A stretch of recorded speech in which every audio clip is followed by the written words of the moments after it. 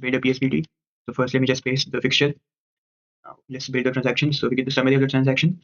So what's basically happening here is we are given a set of inputs with values 60,000, 60,000, and 30,000 satoshis, and we have to make a payment of value 55,000 satoshi. So first we check if the provided inputs have enough value to make the payment. So here we see the multiple inputs of value 60,000. So we can use that input to make the payment.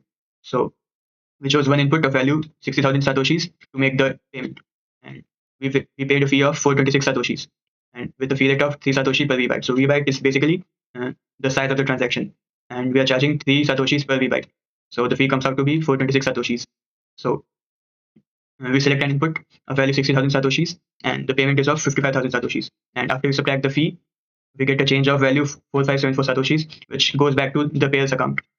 And here you can see this is the input.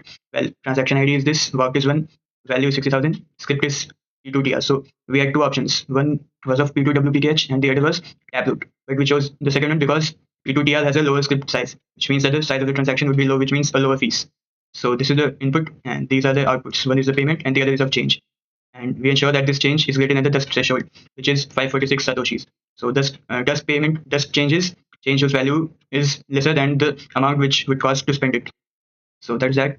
And RBF is enabled, which means that if we submit it for the if we submit it to the miners but they don't mine it because of low fees, then we can drop that transaction and create a new version of this transaction with a higher fees.